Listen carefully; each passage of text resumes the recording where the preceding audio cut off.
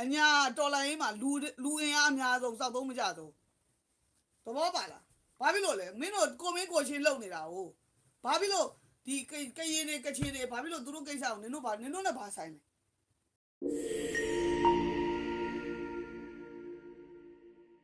နင်တို့ဘာဆိုင်လဲနင်တို့မကောင်းတာတွေပြောနေတော့ရခိုင်တွေဓားလေတယ်နော်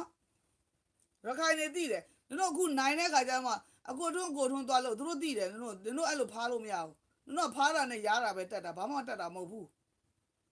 လက်ခံသူများဝေဖန်တော့မှဆိုကိုယ့်အကိုလက်ခံတယ်ငါလည်းတစ်ခါလေငါမသိရအများကြီးပဲငါမသိရဆိုငါသူများပြောရင်နားထောင်တယ်ငါသူများစကားဝိုင်းသွားနားထောင်ငါမသိတာရှိတယ်ငါမသိဆုံးအရာနင်တို့ကလိန်ကကျင်းနဲ့ကြားဖြန့်ငါလုံးဝမသိဘူးအဲ့ဒါတော်လိုင်းကြမှာငါကြားဖြန့်ဆိုတဲ့စကားလုံးငါကြားတော်လိုင်းကြမှာငါကြားဘူးလားငါသိတဲ့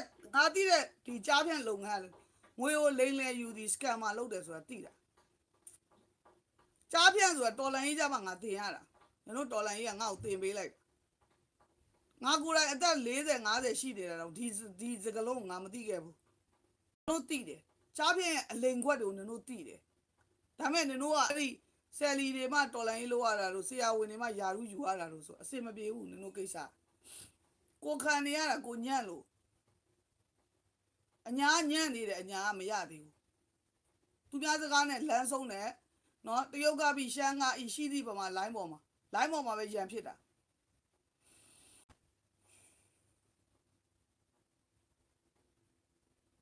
ဘုန်းကားကိုဘာပြောချင်ဘုန်းကားလား hi မလာကြည့်တယ်ဘုန်းကားမိုင်း live အမြဲတမ်းကြည့်အားဝိုင်ရင်တော့သူကစစ်ဦးစီးချုပ်ဆိုတာလုံများအခုကိုကြီးနက line ပေါ်မှာအမြဲတမ်းဟိုကြည့်လိုက်ဒီကြည့်လိုက်စာအုပ်လေးဖတ်လိုက်လုပ်တယ်နော်လူတွေကကိုညံ့တာကိုမပြောဘူးသူများ live ပလိမ့်တာကချင်တွေလောက်တာတို့ကရင်တွေလောက်တာတို့ကိုကအဲ့ကချင်တွေကရင်တွေ9နှစ်ရှိတယ်အချိန်9နှစ်ရှိတယ်ကိုမှရိုးသားဖို့ရှိတယ်ကိုမှစီးလုံးဖို့ရှိတယ်အောက်ကြခံတဲ့စိတ်ကောရှိရလားနင်တို့ဘယင်စိတ်မကုန်သေးဘူးသိလားနင်တို့ကလောင်မင်းသားကြီးတားတော်တွေထင်တယ်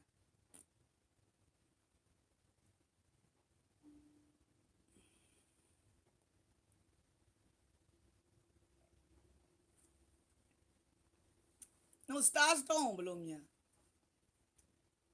star stone ပါပြောတယ်နော်ကျွန်တော်တဲ့ဗမာခင်ဗျားတို့တိုင်းသားတွေမပြောနဲ့ကျွန်တော်ဗမာတဲ့ဗမာကိုဗမာချင်းပြန်ပြောရတယ်သိလားတို့လက်မခံအောင်မလားငါတို့နင်တို့အမှန်ကန်ဖိတ်နေပြီဒေါက်ခင်မိုးပြောတာငါနဲ့များတက်ဆိုင်နေလားမသိဘူးဆိုမှန်ထဲမှာသွားကြည့်ငါနင်တို့ရဲ့စိတ်ထဲကကိုယ်တွေကရုပ်တွေအကုန်လုံးငါပြောနေတာစားဆုံးကသတင်းနောက်လုပ်ခဲ့တဲ့အတွက်ဗမာတပီလုံးကိုသူနှံ့ဆက်တာသူမြင်ခဲ့တာစားဆုံးနင်တို့ဘယ်လိုမြင်လဲအေးစောက်ကြီးလို့မြင်မှာပေါ့နင်တို့ဒဲဖဲ့တာစောက်တော်သားတွေလို့ဘာလို့ပြောတာ right နင်တို့ကမျိုးပေါ်မှာမွေးရင်မွေးမယ်စောက်တော်သားတွေဆိုတာအတွေး idea တွေကတော်ထဲမှာပဲကြံခဲ့တာဇန်တွေဖြစ်နေတာဇန်ကတော်ထဲမှာဟိုဘက်မြောက်တစ်ကိုင်းကူးသလိုပဲဟိုဘက်ကိုကူးလိုက်ဒီဘက်ကိုကူးလိုက်ဒါပေမဲ့ तू က honest ပေါ့တော်သားနင်တို့က dishonest နင်တို့ကမင်းတို့မင်းလက်ထက်တွေကကြီးသွားမလာတဲ့အုံနောက်တွေအခုကင်ထားတဲ့တယ်လီဖုန်းကင်ထားတဲ့ရေးကျင်တဲ့စာတွေရေးတယ်ဒါပေမဲ့နင့်အုံနောက်ကိုနင်ဖွင့်ပြအောင်နင်မကြိုးစားသေးဘူးတော်ပြီနင့်ကိုစကားမပြန်တော့တလားဆိုငါနင့်အတွက်လုံလောက်သွားနင်ကဘယ်တော့မှနားလည်မဲ့လူမဟုတ်ဘူးဘာလို့လဲဆိုတော့စားဆုံးတော့ငါတို့တေဝိုင်းနင်တို့အဲ့လိုပြောမဲ့လူမရှိဘူးနင်တို့မှန်ထဲမှာပြန်ကြည့်နင်တို့မှန်ထဲမှာပြန်ကြည့်စားဆုံးပြောတာတွေနင်တို့ဒဲဖဲ့နေတာနော်ဘာလဲတရုတ်ပြည်သူသမရဘာလဲတပ်ပူရိဒသူတော်စင်ဘာလဲမသိသူပြောတာနမ်းဆော့ပြောတာအဲ့ဒါအတကုံသူပြောရတဲ့စကလုံးထဲမှာပါတယ်ဒါနင်တို့နားလေလားသူပြောတာသူဗမာအစ်သူ့ဖေကထောင်ထဲမှာနေရလို့သူကငငယ်လေးတွေကထောင်ဝင်စာတွေ့ရတဲ့ထဲမှာပါတယ်ငါလည်းငါအဖိုးကအမြဲတမ်းထောင်ထဲမှာနေတာငါရဲ့တဘွားလုံးမှာငါအဖိုးကြောင့်ငါဖေတထောင်တညပုံမြင်လို့ပြောလာတယ်ငါအဖိုးအင်္ဂလိပ်ကိုတိုက်ပြီးတော့ထောင်ထဲမှာနေသွားတာအင်္ဂလိပ်ကိုရွရွချွန်ချွန်တိုက်တဲ့ငါအဖိုးကထောင်ထဲမှာနေပြီးတော့တခင်ရှူးမောင်ကငါတို့အဖိုးတွေကိုကောက်စားလိုက်ကောက်သိမ်းလိုက်ကောက်စားလိုက်ကောက်သိမ်းလိုက်နိုင်ငံရေးသမားတွေရုံမာတာတော်လိုင်းသမားဆိုတာတွေရှင်းတယ်တိတ် trick မပါဘူးငါတို့တွေကတော်လိုင်းသမားတွေငါတို့လာလိန်လို့ကလိန်ကချစ်လို့မရဘူး နောက်ပြီးတော့အိမ်မပိုင်တဲ့လူတွေကိုကဟို line ပေါ် live လွှင့်ရင်ကားပေါ်လွှင့်ကြဟို live ချိတ်ဒီ live ချိတ်မချိတ်နဲ့သူတို့3ယောက်စကားပြောတဲ့နေရာမှာကြီးသွားနားထောင်တယ်မာကြီးရဲ့ live မှာ2ကြိမ်မြောက်သူများရဲ့ live ကိုအပေါ်ကနေကြည့်သူများရဲ့ live ကိုအပေါ်ကကြည့်ခြင်း2ကြိမ်ဒုတိယကြိမ်မြောက်မာကြီးအပေါ်ကနေသွားကြည့်တယ်ဘာကြားခဲ့လဲသိလားတီးတဲ့လူတွေကတီးတော့တီးတယ်ဒါပေမဲ့မကြိုးစားကြသေးတီးတော့တီးတယ်ပြီအန်ယူဂျီကြောင်းလဲပါနှက်သွားပြီနိုင်ငံရေးကစားနေတာတွေလည်းတီးသွားပြီဒါပေမဲ့မကြိုးစားသေးဘူးနိုင်ခြင်းစိတ်မရှိသေးဘူးစီးလုံးခြင်းမရှိသေးဘူး they pointed နင်တို့သူတို့လာကြည့်တယ်ဆိုတာအရန်ခင်လို့ချစ်လို့လာကြည့်နေတာမဟုတ်ဘူးသူတို့ဟာ politician တွေသူတို့ဟာ politician တွေသူတို့ရဲ့အကျိုးစီးပွားအတွက်ကောင်းတာနဲ့ဆိုးတာကို judge လုပ်ဖို့နင်တို့လာပြီးတော့စကားပြောနေတာ gentleman တွေဆိုတော့နင်တို့ကယောက်ျားချင်းစကားပြောရင်နင်တို့က respect ရှိတယ် gentleman တွေဆိုကျုပ်လို့ဒုတ်တိုးအိုးပေါင်းတယ်မတူဘူးပေါ့ဟုတ်တယ်မလား gentleman တွေက gentleman လို့လာပြောတယ်နင်တို့တွေးခွဲပေးတာမဟုတ်သူတို့စီကအဲ့ဒါလေးတွေသင်လို့ပြောတာနင်တို့ကသူများ live သွားရင်ဘာတွေပြောလို့ဘာတွေပြောမှလည်းမသိဘာတွေလုပ်နေမှလည်းမသိ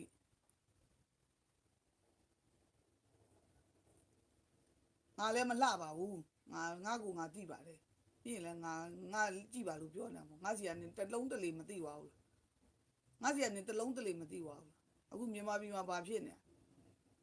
ဖုန်ကြီးကရုံးကိုလည်းမစော်ကားနဲ့ကရုံးနဲ့တင်ကန်းကိုယူသေးအောင်ဟဲ့တော်လိုင်းသမားတွေလည်းဒီလိုပဲပါတီကိုမစော်ကားနဲ့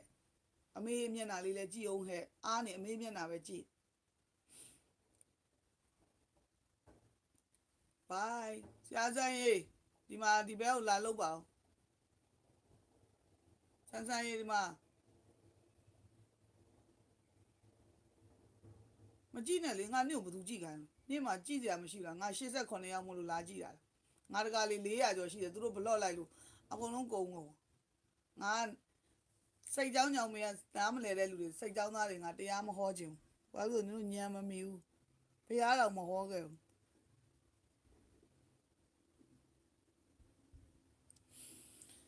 အဲ့တော့စကားဝိုင်းနေလို့တယ်ကျမတို့လက်ဖက်ဆိုင်စကားဝိုင်းလို့ပဲစကားဝိုင်းနေလို့တယ်စကားဝိုင်းနေလို့တဲ့အခါမှာကိုယ့်ရက်ွက်တွေကမဟုတ်တဲ့လူတွေကကိုနဲ့လာပြီးတော့ gentleman လို့လာပြောမှာပေါ့သူတို့က politician တွေနိုင်ငံရေးလေးလာတဲ့လူတွေတုံးတက်တဲ့လူတွေယူတို့ gentleman လို့ပဲလာ treat လုပ်မှာပေါ့သို့တော့သူတို့ language နဲ့ပြောတဲ့အခါကျတော့ယူတို့စီမှာသူတို့ land လုပ်ခဲ့တာဘာလဲဆိုတော့တွေးကွဲနေတယ်တဲ့အဲ့ဒါအမှန်တရားပဲနိုင်ငံရေးကအမှန်တရားခါတယ်နိုင်ငံရေးအမှန်တရားကိုလက်ခံရတယ်သူတို့စကားနဲ့သူတို့ပြောနေမခင်မောက many languages ကိုနားထောင်နိုင်တယ်ပြန်လာမပြောတတ်တာသူတို့ပြောနေတယ်လူ3ယောက်တည်းပြောနေတယ်အောက်မှာဘယ်နှယောက်ကြည့်နေလဲတော့ကိုလည်းအပေါ်ကချောင်းကြည့်တဲ့လူဆိုမမြင်ခဲ့ဘူးဒါပေမဲ့သူတို့3ယောက်တည်းပြောနေတဲ့စကားမှာသူတို့ဟာ politician တွေဖြစ်တဲ့အတွက်နိုင်ငံရေးလေးလာတဲ့သူတွေဖြစ်တဲ့အတွက်သူတို့ရဲ့ background ကလည်းမိကောင်းဖခင်တွေဖြစ်တဲ့အတွက်သူတို့စကားပြောတာ gentleman အထာနဲ့တော့လာပြောနေပေမဲ့သူတို့ရဲ့နင်တို့ဘောသုံးသက်ချက်ထဲမှာဘာတွေပါလဲဆိုတော့နင်တို့တွေနိုင်ငံရေးကစားခံနေရတာအန်ယူဂျီရဲ့ကစားခံနေရတာတိတော့တိတယ်ဒါပေမဲ့နင်တို့ကိုယ်တိုင်ပြောင်းလဲခြင်းစိတ်မရှိသေးဘူးနင်တို့ကိုယ်တိုင်လမ်းဟောင်းမှာဒစ်လည်နေတော့နင်တို့ကိုယ်တိုင်မစည်းလုံးသေးဘူးအခုငါအာပေါက်အောင်ပြောတယ်ငါပြောတဲ့စကားမှာ3ချက်ပါတယ်ဘာ3ချက်ပါလဲပလဲကိုသိမ်းတဲ့အခါမှာ60%ကန့်ကွက်တယ်ဆိုတာကိုနင်တို့လက်မခံခြင်းဘူးလက်မခံခြင်းဘူးအဲ့ဒီလူတွေဟာတော်လန်ရေးကာလမှာဖြစ်တည်လာတဲ့တော်လန်ရေးသမားအစ်စ်တွေအဲ့ဒီ60%ဟာပလဲသွားမဲ့ကိစ္စမှာကန့်ကွက်ခဲ့တယ်မြေပြင်သတင်းမှာကန့်ကွက်ခဲ့တယ်ဒါပေမဲ့တို့အားလုံးပေါင်းကြိတ်တဲ့ကိစ္စပန်ဆယ်လို့ချီတုံးကောက်စားတဲ့လူတွေဘဝမတက်လာသေးဘူးတစ်ဖက်အသေးရပဲချီတုံးကောက်စားတာလားဆိုတော့နင်တို့ကိုယ်တိုင်အဲ့ဒီမီယိုးဖလာကြီးကိုနင်တို့မပြင်းကျင်သေးဘူးပလဲသိမ့်ဖို့သွားဖို့တမူကြီးများညီလာခံမှာ voting လုပ်တဲ့အခါမှာ60%ကန့်ကွက်တယ်40%ကထောက်ခံတယ်ဘာလို့လဲရားစရာတွေအဘကျွန်တော်တစ်ပုံပေးအဘမြေကြီးယူဆိုတဲ့လူတွေရှိတယ်အဲ့ဒီ40%ကဘသူစကားမှနားမထောင်ပဲလာသိမ်းသွားတာအဲ့ဒီ result ကဘာဖြစ်လဲဆိုတော့မန္တလေး PDF ကွဲသွားတယ် ဘာဖြစ်လို့လဲဆိုတော့အဲ့ဒီ40ရာခိုင်နှုန်းနဲ့သွားပေါင်းလို့ဆိုမြေပြင်ကအဓိကတကယ် fighter တွေကခွာထွက်သွားတယ်ကျွန်တော်တို့ပါတီအတွက်တိုက်ပေးနေတာမဟုတ်ဘူးဆိုတဲ့လူတွေခွာထွက်သွားတယ်အဲ့ဒီ60ရာခိုင်နှုန်းငါခုလေးယုံတော့ငါအဲ့လိုခွဲထွက်လို့မရဘူးငါ NUG ကိုတိုက်ခိုက်ခဲ့တာကြာပြီ2023နဲ့ငါအခုမှဖော်ကောင်ပန်းညွန့်လောက်တာမဟုတ်ဘူးအရင်ကလည်း NUG CRPH ရဲ့ငါမယုံတာ CDN နဲ့ပတ်စံမရောက်တဲ့ငါမယုံတာအခုငါပြောတာ3ချက်ရှိတယ်နံပါတ်1အချက်ဂရုံးနဲ့တင်ကန်းကိုကြောက်ပြီးတော့ဖျားသားတော်တွေဆိုပြီးကိုးကွယ်သလိုပဲဒီဘက်မှာလဲပါတီကလာတဲ့အမေသားသမီးတွေဆိုပြီးရောကျိတ်နေတဲ့လူတွေကိုဂရုံးကိုကိုးကွယ်ပြီးစွန့်ကတ်သလိုမျိုးပဲဒီဘက်မှာရောကျိတ်ပြီးတော့ဒီလူတွေပါတီကလူတွေကိုလှုပ်ရင်တို့နေရာမရတော့မှ line ပေါ်မှာစကားပြောလို့မရတော့မှဆိုလို့အဲ့ဒီအသင်းဖွဲ့တွေကကွဲထွက်မှာဆိုလို့နင်တို့လေနဲ့ဝန်းနဲ့မကွဲတဲ့ကိုးကွယ်မှုငါပြောတဲ့ဒီနေ့စကားပြောတဲ့အထက်မှာငါရဲ့နံပါတ်1နံပါတ်2ပလဲကိုသွားကြိုက်ခံဒီမှာတန်မူကြီးများညီလာခံမှာ60ရာခိုင်နှုန်းကန့်ကွက်တယ်ဒါပေမဲ့နင်တို့ကအဲ့ဒီ40ရာခိုင်နှုန်းရဲ့ချီးတုံးကိုခုတည်းကောက်စားပြီးရန်ဖြစ်နေတော့ငါမပါဘူးငါ60ရာခိုင်နှုန်းဘက်မှာကြံခဲ့မှာငါတိုက်မဲ့လူထဲမှာပဲကြံခဲ့မယ်ပွေးကွဲပြီးပြက်ပြဲသွားတယ်သရောင်းသားကိုဆဲယုံနဲ့ငါတို့ပွဲမပြီးသွားဘူးဒါမင်းအောင်လိုင်းလိုချင်တဲ့အကွက်တဲ့အောင်နင်တို့ပါလှလှလေးဝင်သွားတာလှနဲ့ပပလေးနဲ့ကိုလည်းရုပ်ချောသေးတယ်ကိုကကော်လေဂျင်အကြခံပြီးအဲ့ဒီသရောင်းသားတွေကိုသွားဆဲမနေနဲ့တနေ့ကျရင်လူမှန်တွေခွာချလိုက်ရင်အဲ့ဒီကောင်တွေပါပြန်ပြုတ်ငါအန်ယူဂျီကိုဆဲလို့ငါတော်လိုင်းမပြီးဘူးငါအဲ့ဘက်မှာမနေတော့ဘူးငါရက်ကွက်ငါ move forward လုပ်သွားတာကြာပြီ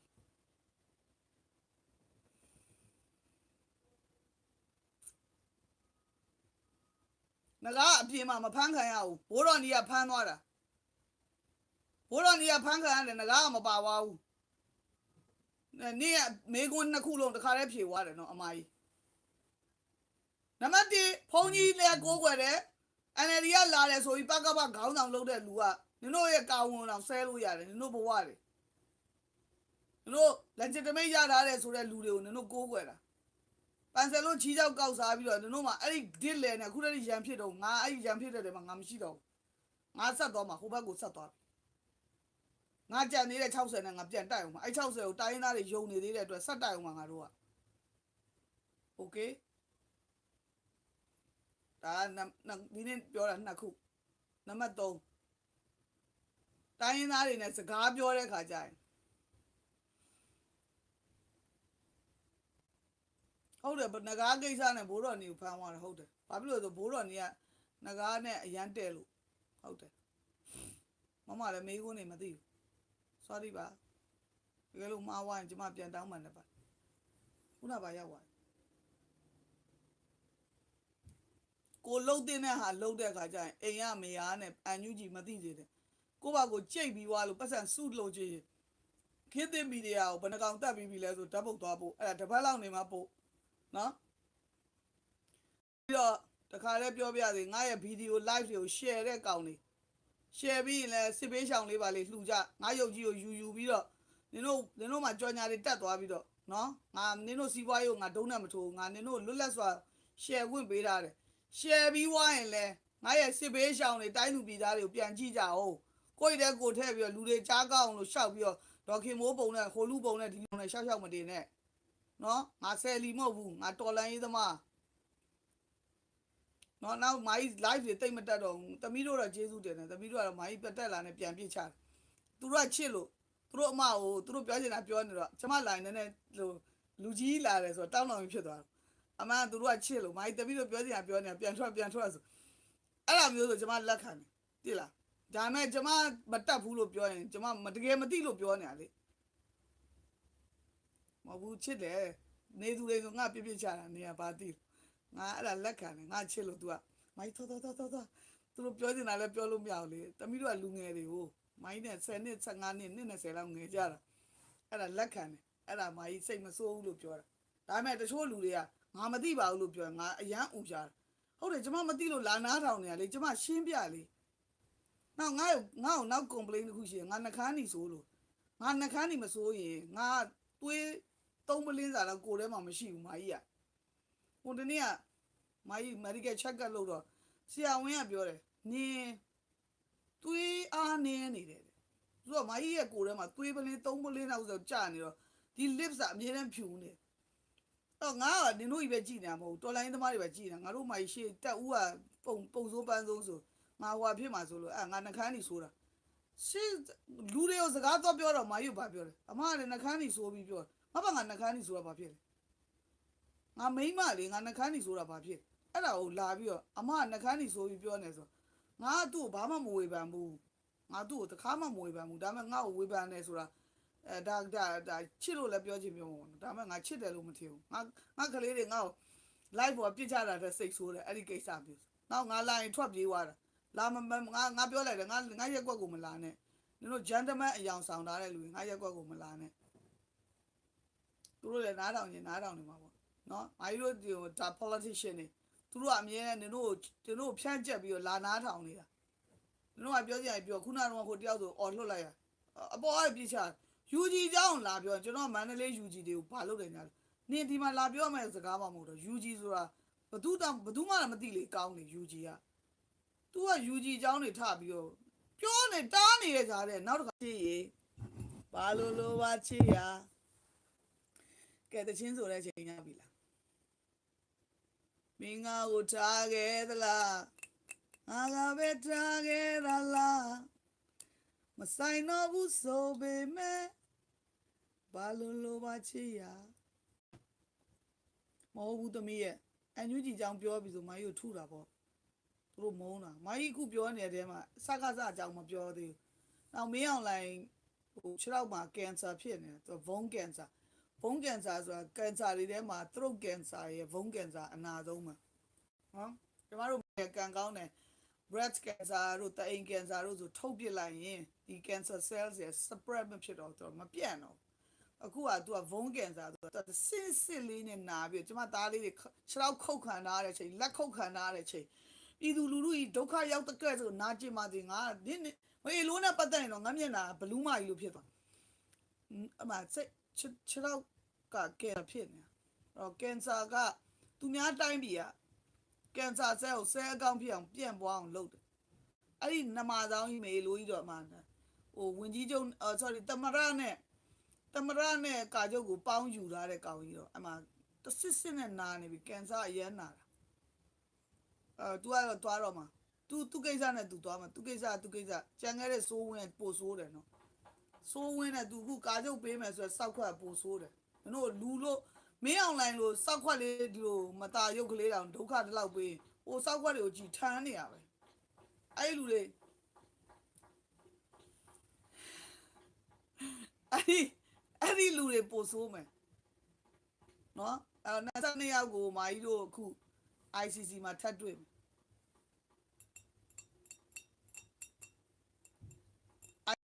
မယ်သူတို့တွေအခုဒီ